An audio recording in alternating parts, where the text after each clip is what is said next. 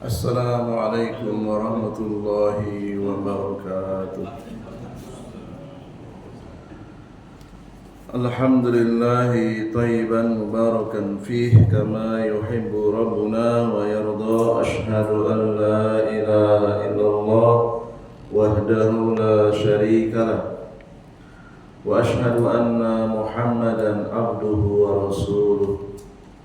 Ya ayyuhalladzina amanu taqullaha haqqa tuqatih wa la tamutunna illa wa antum muslimun. Ya ayyuhan nasu taqu rabbakumul ladzi khalaqakum min nafsin wahidah wa khalaqa minha zawjaha wa bassa minhuma rijalan katsiran wa nisaa'a. Wattaqullaha alladzi tasaaluna bihi wal arham innallaha kana 'alaikum raqiba. Ya ayyuhalladzina amanu taqullaha wa qulu qawlan sadida yuslih lakum a'malakum wa yaghfir lakum dhunubakum wa man yuti'illaha wa rasulahu faqad faza fawzan 'azima. Wa qala Rasulullah sallallahu alaihi wa ala alihi wa sallam fa inna asdaqal hadisi kitabullah wa khairal hadi hadi Muhammadin sallallahu alaihi wasallam wa syarrul umuri muhdatsatuha fa inna kulla muhdatsatin bid'ah wa kulla bid'atin dhalalah wa kulla dhalalatin finnar. Wa qala aidan innallaha yuqitu kulla 'alimin bid dunya jahilin bil akhirati. Jamaah salat maghrib Masjid Al-Mukhlisin rahimani wa rahimakumullah. Alhamdulillah kita masih diberikan umur yang panjang sampai malam hari ini. Kita masih diberikan kesempatan untuk menambah saldo amalan kebaikan kita, yaitu bertafaqquh fid din, mempelajari akidahnya Nabi Muhammad sallallahu alaihi wasallam dan para sahabatnya yang dirangkum oleh Al-Imam Ahmad bin Hanbal, lalu kemudian dijelaskan oleh ulama kontemporer Asy-Syaikh Profesor Dr.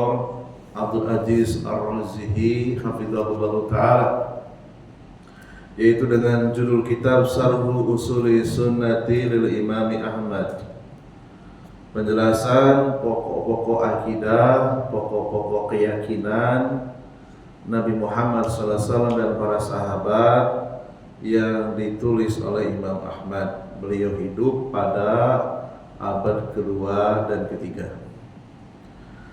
Akidah ini akidah yang betul-betul masih murni, belum tercampur dengan ajaran filsafat Yunani. Ya, jadi kita mempelajari kitab ini memohon kepada Allah SWT agar Allah berkenan menurunkan ilmunya sehingga kita bisa mengambil keyakinan-keyakinan, i'tiqad sebagaimana yang diyakini oleh Rasul kita tercinta Nabi Muhammad SAW dan para sahabat. Jadi kita kembali ke masa generasi emas, ya, yaitu generasi yang dikatakan oleh Rasulullah SAW, khairun nasi qarni summal ladina yalunahum summal ladina yalunahum. Sebaik-baik manusia di kolong langit adalah manusia yang beriman kepadaku, hidup bersamaku, istiqomah sampai wafat, yaitu para sahabat, ratusan ribu para sahabat. Summal ladina yalunahum. Kemudian setelah Rasulullah wafat, sahabat hidup bersama dengan murid-muridnya, para tabi'in. Summal ladina yalunahum. Para sahabat sudah wafat, tinggal murid-muridnya yaitu tabi'in dan para tabi'ut tabi'in. Ya. Salawat serta salam semoga tercurah limpahkan kepada dan baginda Rasulullah SAW, kepada keluarganya, kepada para sahabatnya dan umatnya yang senantiasa mencintainya dan berusaha mengikuti tata cara beragamanya sampai hari kiamat nanti. Qala al-mu'allifu hafizahullah ta'ala, masih melanjutkan pembacaan tentang dalil-dalil yang bersumber dari Rasulullah SAW yang berkaitan dengan melihat Allah di surga. Ya.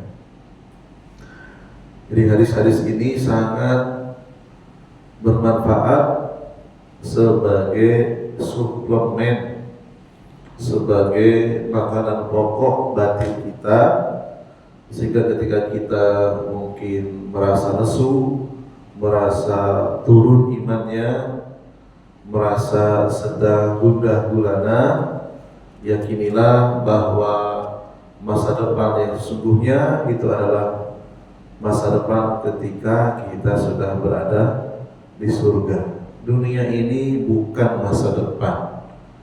Hari tua itu bukan masa depan. Hari tua itu adalah masa peralihan dari alam dunia ke alam akhirat. Artinya sudah dekat lagi ke alam akhirat. Masa tua itu adalah peralihan dari alam dunia ke alam barzah, dan alam barzah itu sudah bagian dari alam akhirat. Jadi mulai hari ini kita harus punya prinsip, kita bekerja, kita menumpuk harta, menumpuk ilmu bukan untuk hari tua, tetapi untuk hari bersenang-senang di surga. Di antara nikmat yang paling tinggi selain yang ada di dalam surga, entah itu makanan, kendaraan, buah-buahan, tempat tidur yang nyaman, tidak ada lagi lelah, tidak ada sakit, tidak ada lagi kotoran yang membuat kita susah, ya, dan tidak pernah akan mengalami rasa tua. Dan nikmat yang lebih tinggi dari itu adalah melihat Allah Subhanahu wa Ta'ala. Kita makhluk yang paling kecil di alam semesta kalau dibandingkan dengan benda-benda yang ada di langit. Tetapi Allah dengan kemahamurahannya mengizinkan makhluk yang sekecil kita ini diizinkan bisa melihat penciptanya. Ini adalah suatu keajaiban, ya, suatu keajaiban yang mestinya kita rindukan dan kita nanti-nantikan, ya. Seperti apa wajahnya Allah yang maha indah, dan itu hanya bisa dicapai dengan ilmu dan amal soleh, tidak bisa dicapai dengan harta. Karena orang yang memiliki harta, kalau dia tidak memiliki ilmu dan tidak beramal soleh, maka hartanya sama sekali tidak berfungsi. Ya. Harta jatuh kepada orang yang tidak berilmu, tidak beramal soleh, hartanya justru akan menjadi penghalang, ya, disalahgunakan kepada hal-hal yang diharamkan oleh Allah SWT. Qala al-mu'allifu hafizahullah ta'ala. Berikutnya hadis yang kelima, hadisu Abi Musa al-Ash'ari radhiyallahu anhu. Hadis yang periwayatannya dari sahabat yang mulia namanya Abu Musa al-Ash'ari, semoga Allah meridhoinya. Alladzi rawahu asy-Syaikhani Al-Bukhari wa Muslimun wa ghairuhuma. Ya, di halaman 49 bagi yang punya kitabnya. Hadis ini diriwayatkan oleh Syaikhani. Apa Syaikhani? Dua syekh, dua imam ahli hadis, Amirul Mukminin fi hadis, ya, pemimpinnya para imam hadis, Imam Bukhari dan Imam Muslim, dan selain dari keduanya meriwayatkan hadis ini. Dari Nabi Shallallahu Alaihi Wasallam beliau bersabda, jannatani min fiddatin aniyatuhuma wa ma fihima wa jannatani min dhahabin aniyatuhuma wa ma fihima wa ma bainal qaumi wa baina an yanzuru ila rabbihim illa ridaul kibriya ala wajhihi fi jannati adnin. Ada dua surga yang terbuat dari perak dan bejana-bejana yang ada di dalamnya. Jadi surga itu bertingkat-tingkat. Ada dua surga yang terbuat dari emas. Demikian juga bejana-bejana yang ada di dalamnya. Antara penduduk surga itu dengan surga tidak ada penghalang, sehingga mereka bisa melihat Tuhannya. Yang menghalangi adalah selendang kibria, selendang kesombongan atau kebesaran Allah yang menutupi wajahnya. Itu yang menghalangi penduduk surga melihat Allah. Ketika disikap selendangnya, maka penduduk surga akan bisa melihat Allah seperti mudahnya melihat matahari di siang hari tanpa ada awan, tanpa mendung. Demikian juga mudahnya melihat Allah seperti mudahnya melihat bulan pada puncak-puncaknya bulan purnama. Hadis riwayat Bukhari nomornya 7437 dan 806. Imam Muslim dengan nomor 2968 dan 182. Wa aqwalu ahli ilmi fi wujubil imani wa tasdiqi bi ru'yatil mu'minina li rabbihim yaumal qiyamati aksaru min an tuhsa. Ucapan para ulama yang mana mereka mengatakan wajibnya beriman dan membenarkan hadis-hadis yang berkaitan dengan melihat Allah di hari kiamat atau di surga tak terhitung banyaknya. Ya. Tentu saja perkataan para ulama ahlu sunnah ribuan, ya, tak terhitung banyaknya. Ya. Walihada qala al-mu'allif rahimahullah, oleh karena itu Imam Ahmad bin Hanbal beliau mengatakan mislu ahadits ru'yati kulliha wa inna anil asma'i wastawaha sabita al-mustami'u. Ya. Hadis-hadis yang berkaitan dengan melihat Allah semuanya itu wajib diimani, meskipun jarang diperdengarkan, meskipun ada saja orang yang tidak suka dibacakan hadis tentang melihat Allah. Ya mungkin di Pontianak kita mungkin belum pernah ya secara terang-terangan ada orang yang mengatakan gak mungkin manusia bisa melihat Allah, ya karena kita belum melihat saja. Tetapi di dalam dunia keilmuan, ahlu sunnah itu sering dirongrong, sering diserang, baik melalui kitab ataupun mungkin langsung ya, ketika terjadi perdebatan, ya, terutama orang-orang yang berkecimpung dalam dunia teologi. Ya.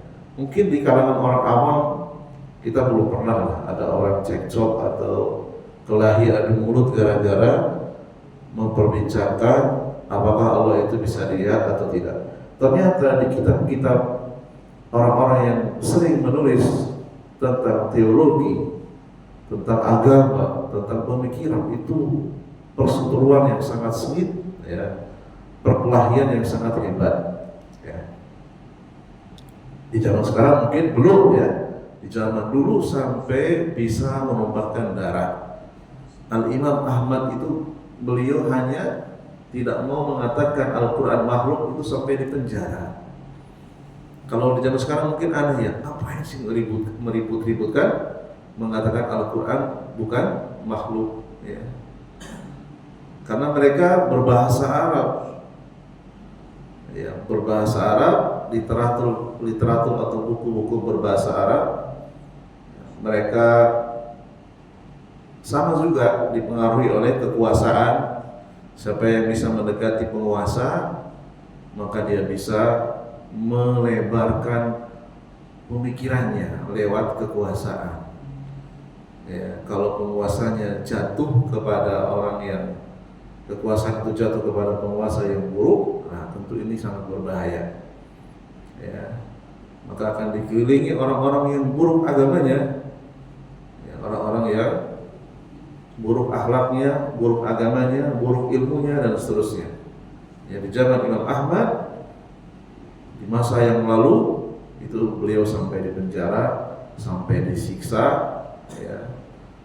Berapa lamanya di dalam penjara, ya.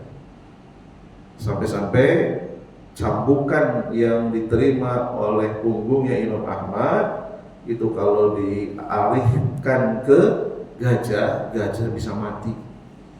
Ya, gajah bisa mati. Walaupun gajah itu lebih besar tubuhnya dari manusia, itu bisa mati. Imam Ahmad pun berkali-kali pingsan ya, karena tidak kuat menahan cambukan ya, karena mengatakan Al-Quran bukan makhluk. I'lam anna alladhina yastawhisunaha hum ahlul bid'ah minal jahmiyati wal mu'tazilati alladzina ankaru ru'yatallahi yaumal qiyamati. Ketahuilah sesungguhnya ada saja orang-orang yang tidak suka dibacakan hadis-hadis Nabi.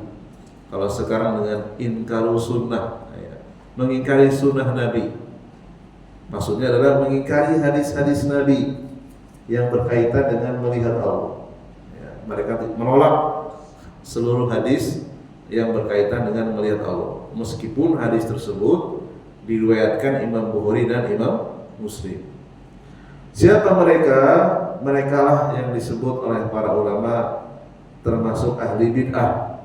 Jadi yang menolak hadis itu ahli bid'ah. Bukan orang yang tidak cingkrangan dan tidak jenggotan, bukan ya. Sekarang ini orang kadang-kadang terlalu sempit ya, gara-gara celananya nggak cingkrangan, nggak jenggotan, tidak disebut ahlu sunnah. Nah, ini keliru. Ya, bukan itu. Ya, masing-masing orang kan punya keterbatasan dan kemampuan yang berbeda-beda di dalam mengamalkan keutamaan dalam berpenampilan. Ya, banyak yang tidak paham kenapa karena nggak mau baca kitab ini. Atau mungkin gurunya belum sempat mengajarkan. Jadi lihat orang jenggotnya dipangkas, sinis wajahnya. Lihat orang celananya tidak cingkrang, dianggap bukan kawannya, gitu ya. Nah, hal-hal yang bukan pokok dianggap pokok. Nah, itu keliru ya. Nah, ahli bidah itu siapa? Ahli bidah itu orang yang menolak hadis-hadis Nabi tentang melihat Allah. Ya. Di antaranya Jahmiyah, Mu'tazilah, ya. Ini mengingkari hadis-hadis tentang melihat Allah di surga. Ma'annal ayati sharihatun wa nususo wadihatun. Padahal ayat-ayatnya sangatlah jelas, hadis-hadisnya sangat terang benderang, jelas tanpa ada kesamaran. Wa awwaluha faqalu al-muradu birru'yati al-ilmu. Di antara mereka, di antara kelompok ahli bid'ah, mereka mengatakan maksud dari kata ru'yah di dalam hadis-hadis Nabi itu bukan melihat, tetapi mengetahui. Ya. Kenapa mereka dikatakan ahli bid'ah? Pertama, menolak.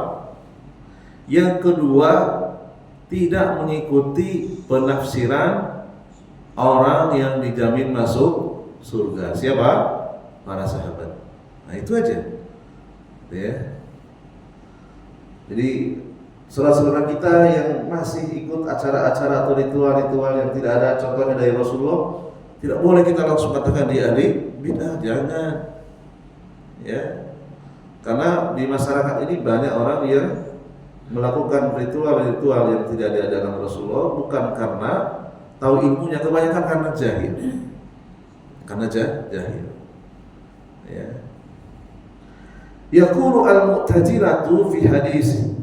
Orang-orang Mu'tazilah mereka mengatakan innakum tarawna rabbakum kama tarawna al-qamara. Menafsirkan melihat Allah dengan penafsiran yang menyelisihi penafsiran Nabi Muhammad dan para sahabat. Enggak melihat Allah di situ maksudnya mereka mengetahui ta'lamuna rabbakum, mengetahui Allah itu ada gitu. Ditafsirkan seperti itu. Enggak melihat enggak ya. Jadi uni hadis kalian melihat Tuhan kalian seperti kalian melihat bulan, itu maksudnya kalian mengetahui bahwa ini itu adalah bulan gitu ya. Nah, ditafsirkan dengan tafsiran yang menyelisihi atau dengan pemahaman yang menyelisih pemahaman Rasulullah dan para sahabat. La tashkuna fi ilmi bihi, ya, janganlah kalian mempertentangkan kata mengetahui dengan kata melihat. Jadi melihat dirubah maknanya menjadi mengetahui. Nah, ini yang keliru di situ. Ya. Sehingga nanti orang-orang yang ada di surga menurut Jahmiyah, kelompok ahli bid'ah, menurut Mu'tazilah itu tidak akan pernah melihat Allah. Cukup mereka mengetahui ada Allah, itu aja ya. Padahal Ahlussunnah sangat yakin kalau Allah itu bisa dilihat. Nah, ini kan permasalahan batin. Permasalahan batin. Ahlussunnah itu yakin kalau Allah itu bisa dilihat, sementara ahli bid'ah tidak yakin kalau Allah itu bisa dilihat. Permasalahan batin. Permasalahan batin ini permasalahan apa? Akidah. Permasalahan akidah. Ya. Ya, inilah pentingnya kita membaca kitab-kitab para ulama sehingga kita akan lebih bijak melihat saudara-saudara kita di tengah-tengah masyarakat, mana yang masih Ahlussunnah, mana yang bukan. Tidak gampang sekali mengeluarkan saudara kita yang mungkin masih belum maksimal mengamalkan sunnah Nabi, kita keluarkan dari Ahlussunnah. Nah, ini berbahaya ya. Wa hadza tafsirun batilun ya. Inilah tafsir yang batil, menerjemahkan melihat Allah dengan mengetahui Allah. Li'anal ilma bidzalika yahsulu lija'ni innasi yaumal qiyamati bila iskalin hatta al-kafaratu alladziina yunkiruna wujudallah yu'minuna bidzalika yaumal qiyamah. Karena sungguhnya mengetahui bulan itu bisa dilihat ya, ini bisa diketahui oleh setiap manusia. Demikian juga orang-orang kafir ya. Orang-orang kafir yang mengingkari keberadaan Allah atau orang ateis, mereka juga mengetahui kalau bulan itu bisa dilihat ya. Fayakunu qaulul mu'tazilati min babi tahsilin hasilin ya. Jadi perkataan Mu'tazilah ini adalah perkataan yang sifatnya taksili hasilin, dipaksa-paksakan gitu ya. Enggak, itu bukan maksudnya melihat Allah, enggak. Maksudnya melihat Allah di situ, mengetahui Allah itu ada sebagaimana engkau mengetahui bulan itu ada. Jadi menerjemahkan melihat menjadi mengetahui. Wa qad istadalla Mu'tazilatu ala anna ar-ru'yata ma'naha al-ilmu. Ya, jadi kesalahan mereka adalah ru'yah itu dimaknai dengan al-ilmu. Ya. Apakah mereka tidak punya dalil? Mereka punya dalil. Ya. Jadi tidak setiap orang yang berdalil itu benar. Ya. Kadang-kadang orang kan udahlah kita berbeda, nggak apa-apa. Yang penting masing-masing punya dalil. Ingat, tidak setiap orang yang berdalil itu benar. Dilihat dulu dalilnya sesuai tidak dengan pengambilan dalil yang dilakukan oleh Nabi dan para sahabat. Kalau sesuai, oke, tidak ada masalah. Tapi kalau nggak sesuai, jangan coba-coba. Ya, jadi tidak setiap orang yang berdalil itu pasti benar. Dilihat dulu dalilnya bagaimana. Orang-orang Mu'tazilah, mereka menafsirkan melihat Allah dengan mengetahui Allah. Dalilnya adalah surat Al-Fil ayat yang pertama. Alam taro kaifa fa'ala rabbuka bi ashabil fil. Tidakkah engkau mengetahui bagaimana Allah berbuat kepada penunggang gajah, Raja Abraha yang akan menghancurkan Ka'bah, ya. Faqalu ma'naha alam ta'lam. Taruh di sini maksudnya adalah ta'lam, ya. Betul kalau ini iya, tapi tidak boleh dijadikan kesamaan. Ya, jadi ada dalil yang umum, ada dalil yang khusus. Ya, melihat Allah itu umum, jangan kemudian dikhususkan kepada dalil ini. Ya, karena hadis-hadis tentang melihat Allah itu shorihatun jiddan, sangatlah jelas dan banyak, bahkan tak terhitung jumlahnya. Ya, sehingga tidak boleh berdalil dengan dalil ini. Ya, karena dalil ini tidak tepat digunakan untuk menerjemahkan melihat Allah dengan mengetahui adanya Allah. Fala yumkinu an yakuna ma'na qawli innakum tarawna rabbakum kama tarawna syamsa sahwan laysa dunaha sahabun. Jadi orang-orang Mu'tazilah mereka menafsirkan sesungguhnya kalian melihat Tuhan kalian seperti kalian melihat matahari dalam keadaan cerah dan tidak ada awan. Ditafsirkan dengan sesungguhnya kalian mengetahui Tuhan kalian. Ya. Tentu ini adalah keliru, ya. Bal muradu ar-ru'yatu al-basariyatu. Jadi melihat di situ betul-betul melihat dengan mata. Ya. Wa ma'a dzalika fa innal mu'tazilah ankaru ru'yatallah wa ankaru uluwahu. Ya.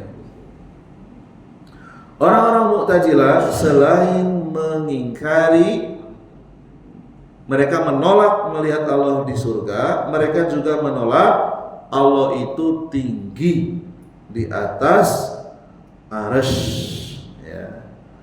Fa ankaru kaunahu fawqas samawati wa fawqal arsy. Mereka menolak Allah di atas arsy. Wa ahlus sunnah amanu bil ulu. Sementara Nabi Muhammad dan para sahabat atau disekat dengan ahlus sunnah, mereka meyakini Allah itu tinggi di atas arsy. Ya. Demikian juga mereka beriman melihat Allah di surga. Ammal asy'ariyatu fahum mudabdabuna la ilaha ula'i wa la ilaha ula'i. Adapun kelompok al-Asy'ariyah, ada lagi ya, tadi Jahmiyah, Mu'tazilah, ya, sekarang Asy'ariyah. Ya. Siapa itu Asy'ariyah? Mereka itu orang-orang yang ragu-ragu. Tidak ke Mu'tazilah yang mengingkari melihat Allah, juga tidak ke Ahlus Sunnah. Kenapa tidak ke Ahlus Sunnah? Asy'ariyah kelompok yang menolak Allah tinggi di atas arsy. Ya. Aradu bi ja'mihim an yasluku al-maslaka al-wasta. Mereka mengaku kami ini adalah orang-orang yang berjalan di atas jalan pertengahan, ya. Ngakunya begitu.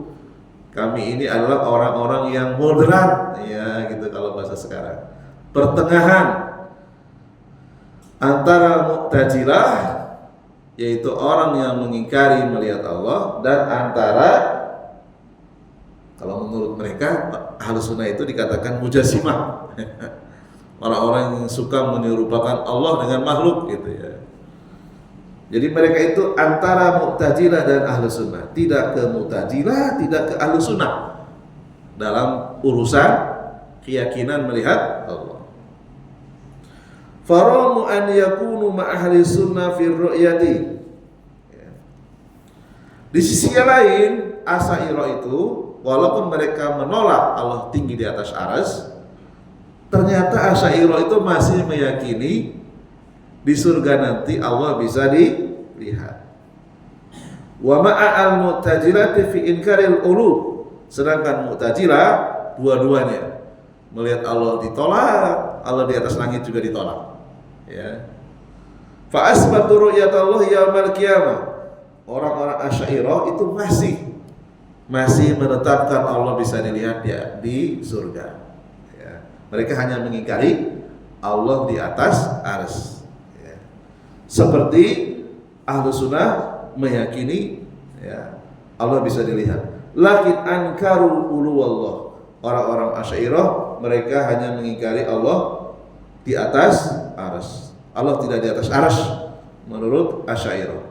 Wa an yakuna fawqal arsy fa faqul Mu'tazilata fi dzalika. Ya, berarti di sisi yang lain Asy'ariyah ini sesuai dengan Mu'tazilah dalam urusan menolak melihat Allah. Wa atau biqaulin ajibin la tastagi la tastashiguhu al-uqul. Faqalu Allahu yura la fi jihatin. Tetapi ada yang aneh. Kalau Ahlus Sunnah, Nabi Muhammad dan para sahabat totalitas. Ya sudah, yang namanya melihat Allah itu kemana? Ke arah mata kita, ke depan. Iya kan? Masa melihat benda di belakang kepala kita kan nggak mungkin. Melihat Allah ya berarti di depan mata kita sebagai manusia. Ya. Ada arah ke depan, gitu ya. Nah, orang-orang Asy'ariyah tidak seperti itu. Orang Islam mengatakan Allah itu di surga bisa dilihat tanpa melihat ke depan katanya. Ini kan aneh kan? Terus kemana melihatnya? Nah, itu bedanya di situ. Allah itu bisa dilihat tanpa menghadap ke arah depan. Ya. Nah, ini aneh ini, ya kan? Gimana caranya kita melihat sesuatu yang ada di depan tanpa kita menghadap ke depan? Pusing gitu ya, kepala kita pusing ya, susah untuk dipahami. Ya. Fala yura min fauqin wala min amama wala min khalaf wala min khalfa wala an yamin wala an shimal. Allah itu bisa dilihat tanpa arah. Ya, tanpa arah. Jadi Allah itu tidak bisa dilihat dari arah atas, bawah, depan, belakang, kanan, kiri. Ya. Tidak bisa. Jadi Allah dilihat tanpa arah. Nah, ini kan pusing ya. Wah, kita pusing ya kalau mengikuti jalan pikiran Asy'ariyah. Walidzalika, oleh karena perkataan inilah ankaru alaihim ahlus sunnati wa badda'uhum ya. Wa badda'uhum ya. Ahlus sunnah menolak pemikiran Asy'ariyah dan menganggap aneh ya, aneh. Bal ankaru alaihim as-sibyanu wa dhahiku min qaulil Asy'ariyah. Bahkan anak kecil pun mengingkari ya, enggak mungkin melihat tanpa menghadap ya. Dan akan diketawakan oleh anak kecil sekalipun. Gimana caranya melihat tanpa kita menghadap yang dilihat? Ya, aneh. Ya. Jadi mereka mengatakan innar ru'yata takunu bila muqabilah, melihat Allah tanpa menghadap. Ini kata Asy'ariyah. Wa hadza madhhabun batilatu. Ini adalah madhab yang batil, pendapat yang batil, pendapat yang tidak sesuai dengan akal sehat. Li'anna ru'yata la takunu illa bimuqabilati minal mar'i ya. Tidak mungkin lah yang namanya melihat tanpa menghadap, itu enggak mungkin, mustahil. Fal mar'iyyu la budda an yakuna muqabilan lirra'i. Yang namanya sesuatu yang dilihat itu harus berhadap-hadapan dengan yang melihat, kan begitu ya. Akal sehat manusia kan begitu. Kita diberikan otak kan untuk berpikir sesuai dengan akal sehat. Ya. Muwajihan lahu, jadi menghadap sesuatu yang dilihat. Mubayinan lahu, amar ru'yatun biduni jihad wa biduni muqabilah fala yumkinu an taqwa. Melihat tanpa arah, melihat tanpa menghadap, ini sesuatu yang mustahil terjadi. Ya. Walihada samahum ba'du ahli ilmi khunasa kal khunsa la unsa wala zakar. Oleh karena itu sebagian ahlu sunnah ada yang jengkel kepada Asy'ariyah ini. Ya. Saking jengkelnya Asy'ariyah itu disebut sebagai khunasa. Apa itu khunasa? Banci. Bukan laki, bukan perempuan, gitu ya. Tidak bisa diterima cara berpikirnya itu, gitu ya. Kira-kira begitu ya. Fal asairatu fi hadhihi al-mas'alati laysu min ahli sunnah. Ya. Jadi cara berpikir seperti tadi, melihat tanpa arah, melihat tanpa menghadap, ini bukan berasal dari ahli sunnah. Ya. Ini berasal dari fala ja'u ila hujati sufistoiyati, berasal dari pemikiran sufistik. Ya, orang-orang sufi itu kan kalau ngomong aneh-aneh itu, ya kan, muter-muter kalau ngomong, ya kan, susah untuk dicerna. Ya, allati tasbaha tusbihu al-hujjata wa laysat hujjatan. Seakan-akan mereka itu berpendapat, berargumen, tapi sebenarnya itu bukan pendapat. Itu hanya permainan kata-kata saja. Orang-orang thariqah, orang-orang sufi itu suka bermain kata-kata. Ya, dan sebagian kata-kata itu kalau tidak dilandasi dengan dalil yang syar'i, terkadang itu menipu, ya, karena sihir. Kata-kata itu bagian dari sihir, ya, sehingga orang merasa wah hebat ya guru saya, gitu ya, padahal nggak ada maknanya, padahal ya nggak ada maknanya. Dan saya sering melihat itu, ya, grup-grup ya WhatsApp. Jadi teman saya masuk ke grup mereka gitu, hanya sekedar untuk melihat saja, di crop, dikirimkan ke saya. Ya, jadi mereka itu kadang sampai berlebih-lebihan. Ada yang mengatakan perkataan gurunya itu dinamakan kalam guru. Ya, gitu ya. Hebat kan?